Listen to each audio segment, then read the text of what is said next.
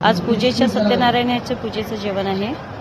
नेहमीप्रमाणे लोणचं आणि स्पेशल मेनू आज आमच्याकडे बुंदी रायता आहे, चपाती आहे, परत सुंदर असा पिवळ्या रंगाचा मसाले भात आहे, साधा राईस आहे, वरण आहे छान,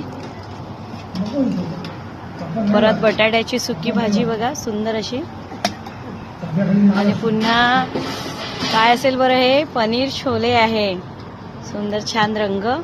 आणि सर्वात आता स्पेशल मेनू आहे आपल्याकडे लापसी, छान असं काजू वगैरे घालून सुंदर असं, आणि पाऊस पडतोय त्याच्यामुळे गरम गरम मूग भजी आहे.